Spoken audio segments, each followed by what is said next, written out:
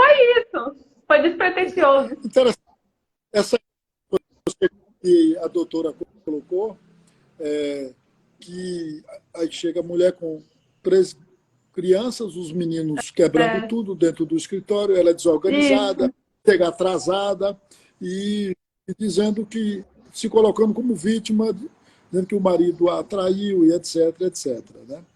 Então ela perde muito tempo se lastimando, reclamando, do Resolver. que Exato. tentando Era isso resolver que o seu. acontecia. Já os homens não é dessa forma. Os homens são bem objetivos. Os homens já falam o que, que eu tenho que fazer, o que, que eu tenho que trazer, onde que eu assino, quanto é que eu pago. E aí é o perfil que eu prefiro. E, Ui. e segundo o que você colocou aí, também ainda fica regateando Ah, valor ainda e tem não isso, quer né? pagar, Porque, quer fazer. vamos lá, tem muita mulher que ela fala que o cara não deixava ela trabalhar, mas isso também hoje em dia não é mais verdade, né? Não é mais o que a gente vivencia.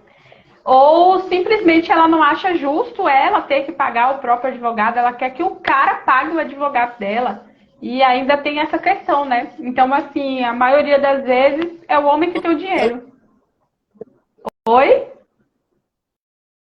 ela ainda quer que o homem Ainda quer pague que o o homem advogado pague para o ela, advogado contra contra ele ele. mesmo, é mole.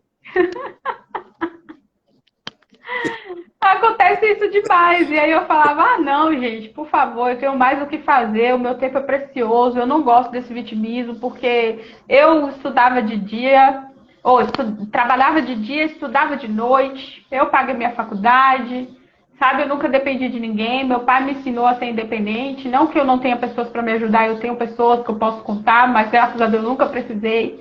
Então, esse pensamento de, eu dependo dos outros, eu não tenho, porque eu sou mãe solo, porque eu tenho.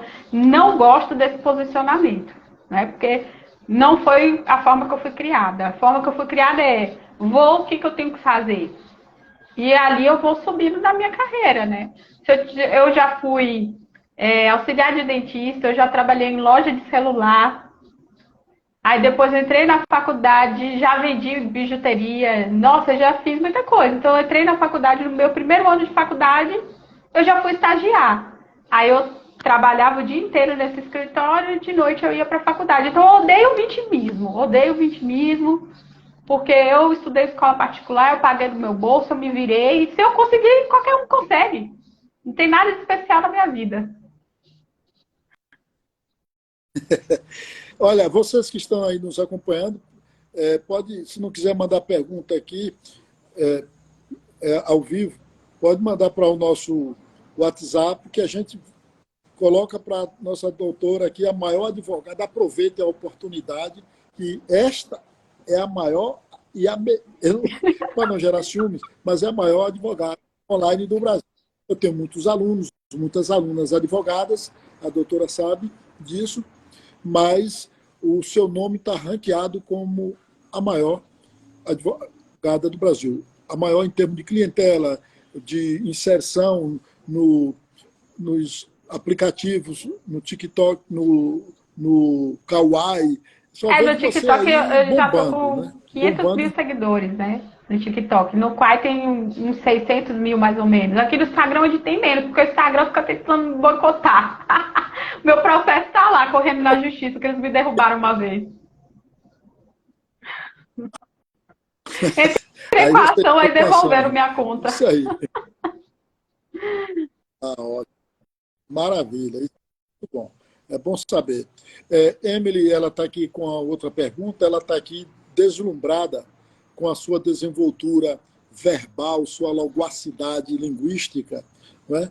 E sua forma de se comunicar tão leve, suave e descontraída. Ela está aqui apaixonada pela a sua militância enquanto advogada, né?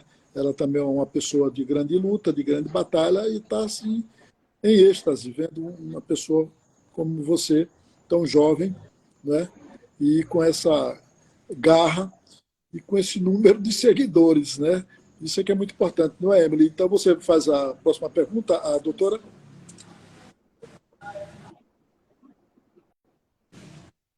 Vamos lá, doutora, a segunda pergunta. A segunda pergunta é a seguinte. Neste tempo de carreira, qual caso mais te marcou? Claro que com relação a esse nicho de defender os homens.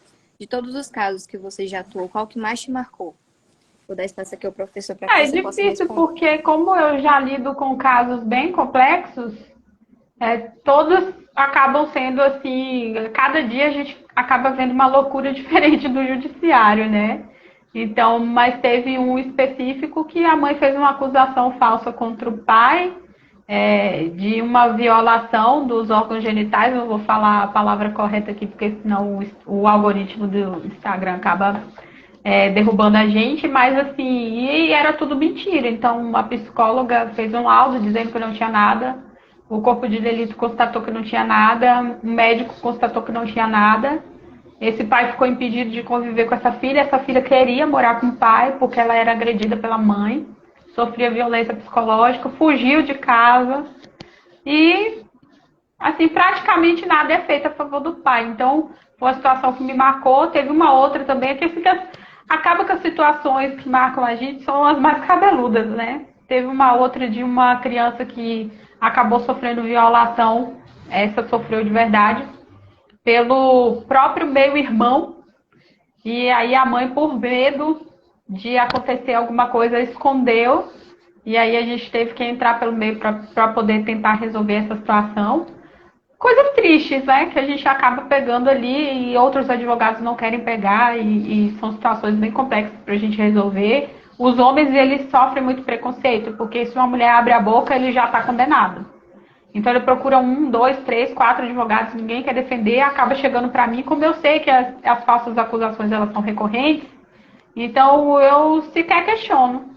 Eu já pego já pensando, já acreditando no cliente. Quando eu vou ler a documentação, as provas que eles têm, eu acabo vendo que de fato o cliente está correto, e eu não defendo causa que eu não acredito. Então, quando eu vou estudar o processo, eu vejo que o meu cliente está falando a verdade, e ali eu persisto. Agora, teve situações felizes também, né? Teve situações felizes que a gente entrou no processo, o advogado da outra parte pensou que ia ter problemas, e aí viu que era o contrário, que eu estava ali para defender o melhor interesse das crianças em conjunto com o pai. E no final a gente acabou formalizando um acordo, acabamos meio que fazendo amizade ali, o pai e a mãe hoje se dão super bem.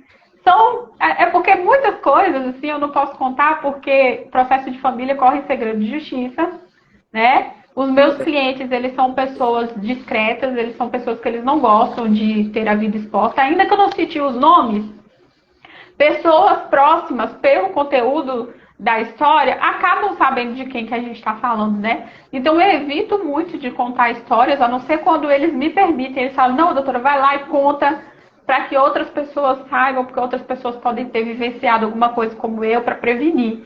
Aí eu conto, mas na maioria das vezes eu levanto assim situações bem genéricas, muito pouco eu acabo falando, porque são situações muito pontuais, muito específicas, que vai lá na dor do homem, sabe?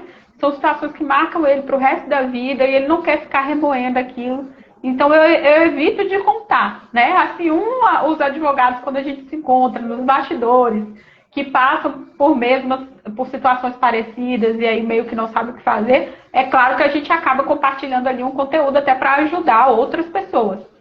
Mas assim, na internet, eu não conto muitas situações, não dou muitos detalhes, para proteger a criança e os clientes, né? Mas as situações mais, assim, que mais me marcaram foram essas. Sempre quando tem algum tipo de violação, ou quando a gente consegue restabelecer o convívio da família, aí é bem legal quando isso acontece. Nesse primeiro caso que a doutora se reportou, em que uma mãe acusou o pai de abuso e que foi comprovado pela psicóloga, por todo mundo, e não houve nada disso. Impune. E a mãe ficou como? Ela ficou imune. A mãe ficou impune. Impune. E por que ficou impune? Já isso não é um crime, não, a pessoa fazer uma coisa dessa? É crime. Mas o Ministério Público, na maioria das vezes, ele não dá continuidade na denúncia por denunciação caluniosa ou falsa comunicação de crime. Muitas vezes esse pai também não tem condições de ficar bancando o advogado criminalista, advogado de família, advogado civil para pedir indenização, porque é uma fortuna entrar no judiciário, né? As pessoas acham que a justiça é de graça, e não é. Você paga para acionar a justiça, além dos honorários, né? Então as custas são altas. E aí, se esse pai ele não tiver condições de levar o processo à frente, é muito difícil. E as mulheres fazem essas acusações, acabam com a vida do cara e saem impunes, infelizmente. E, e por que a doutora acha que esse tipo de mulher, que não, esse tipo específico, ela age assim por quê? O que motiva Vingança, elas esta mulher a querem agir se desta vingar pelo forma? término do relacionamento. E aí, principalmente quando esse homem assume um outro relacionamento com outra mulher mais jovem, mais bonita, que tem a profissão, que tem o trabalho, que ela se sinta preterida, que ela se compare, ela se sinta diminuída, ela se ressente por ela não ter a mesma coisa, ela não ser tão bonita, ela não ser tão inteligente, ela não ter dinheiro. Aí ela se ressente e a forma que ela tem de descontar no mundo, que ninguém tem nada a ver com a vida dela, né? Não tem nada a ver com as frustrações dela, a forma dela descontar no mundo é ela descontar nesse homem que abandonou ela, porque ninguém abandona ninguém, uma vez que ninguém é dono de ninguém, simplesmente o relacionamento termina. E aí ela fica ressentida e para infernizar a vida desse cara e para atingir ele, elas acabam utilizando os filhos. Elas têm o sentimento de posse e propriedade pelos filhos, elas acham que elas têm nota fiscal de criança, que elas são as donas. E aí elas falam, você vai ver o seu filho quando eu quiser, se eu permitir. E elas querem, de uma certa forma, que o cara esteja em uma posição de humilhação, subjugado, que ele peça permissão para poder ver o próprio filho. E quando o cara não se submete a isso, aí elas começam esse tipo de ataque. Aí coloca medida protetiva que não existe, aí persegue o cara no trabalho, aí posta na rede social que ele não paga pensão sendo que ele está pagando em dia, aí fala que ele é o pior pai do mundo, aí arruma um namorado novo, posta pai é quem cria, o cara tá com ela há 2 semanas e já é pai, o novo pai do filho dela, né? E aí começa essas palhaçadas aí. Na minha opinião, é uma pessoa que teve uma família desestruturada, que não tem um psicológico muito bom, não bate muito bem da cabeça, não é emocionalmente estável, deveria estar no psicólogo se tratando, estudando, melhorando, não, está infernizando a vida dos outros. Tem muitas, viu? E tem muitas, e vou te dizer que são a maioria.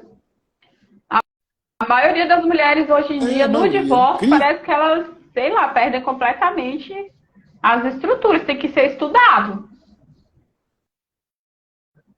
É um caso a ser estudado, né? A psiquiatria, Freud, Jung, Lacan, o William Reich, Juliano Moreira, precisa estudar bastante esse, pois é, esse né? perfil, Temos né? que ressuscitar. Temos que ressuscitar esses psicólogos, psiquiatras, filósofos, para poder estudar a mulher atual, porque a mulher moderna, ela está desequilibrada, tá feia a situação. Eu falo bem assim, gente, se eu fosse homem hoje em dia, eu tinha medo, sabe, de me relacionar. Eu ia pegar a ficha criminal dessa mulher. Porque se você puxar o nome dela lá no site da justiça, tem 3 medidas protetivas, um contra cada homem diferente. Aí você pensa, eu vou ser o 4. Se já tem 3, eu vou ser o 4, né? Aí vem a mãe solo, que para mim também não tem mãe solo, né? Porque mãe que tem pai que paga pensão, que tem avó que ajuda a cuidar, que tem professor, que tem babá, que tem empregada, que tem rede de apoio, ela não pode dizer que ela é solo, né? Não existe mãe solo. Aí vem a mãe solo com 3 filhos, um de cada pai diferente, o cara entra na bocada de se relacionar com a mulher dessa. É complicado, vou te dizer, a mulherada tá... Professor, tá feia a situação. Então, de mãe solo, a doutora tem restrições em função de muitas coisas, né? Pois Porque ela como tem é que é babá, solo? tem empregada, tem motorista para pegar E criança, ela diz tem que os avós para é cuidar, e solo. ela diz que é solo. Aí eu Né? falo, minha amiga, tu não é solo nem no seu relacionamento, que você tem um do lado, outro na cantoneira, como é que tu é solo? Não é solo nem nos relacionamentos dela, vem dizer que é mãe solo. E é isso aí, professor. Tá feia a situação. Antigamente se falava que os homens não prestavam, que os homens não queriam assumir compromisso, que os homens não estavam nem aí pra nada. E hoje em dia, você vê muitas mulheres assim, não os homens. São as mulheres que não querem mais casar, não querem mais compromisso, querem promiscuidade, querem viver de gandaia, e tem 3 filhos, um de cada pai. Entendeu? E não é questão de de julgamento, é questão de lógica, gente. Imagina você administrar a vida com 3 ex diferentes. Não é questão de julgar, é questão de realidade. É uma coisa assim sinistra, sabe? E aí ela recebe pensão de cada um, e aí separa de um, pega metade dos bens de um, casa com outro, separa, pega metade dos bens do outro, a mulher vai separando, vai aumentando o patrimônio, o homem vai separando e vai ficando pobre.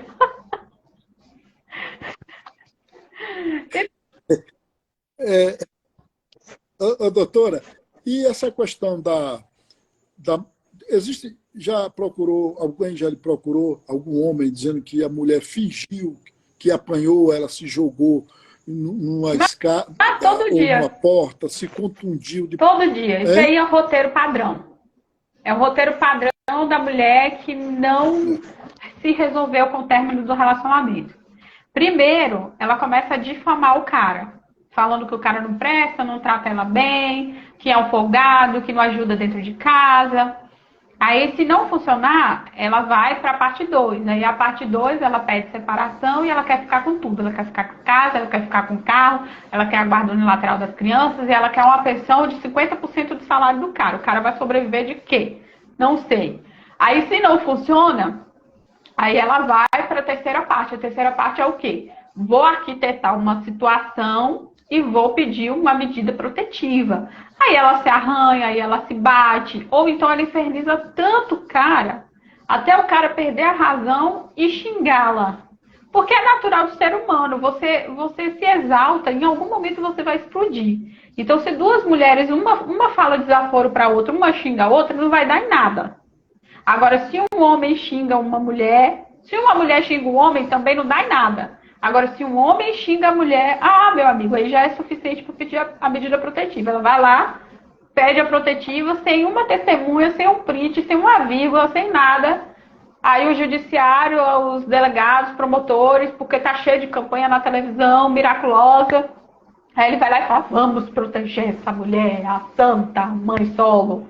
E aí dá a medida protetiva, sem prova nenhuma, aí vai a gente advogado para o judiciário para revogar a protetiva. Enquanto isso, o cara não pode pegar o filho porque ele não pode se aproximar da casa dela. Nem a 200, 100, sei lá quantos metros de distância o juiz colocar lá. Aí vai a gente para a vara de família pedir para o cara pegar a criança na escola. Aí a mulher vai lá na escola, inferniza a diretora, falando que não é para deixar o cara pegar a criança na escola. É uma saga. É uma saga que dá para virar uma minissérie.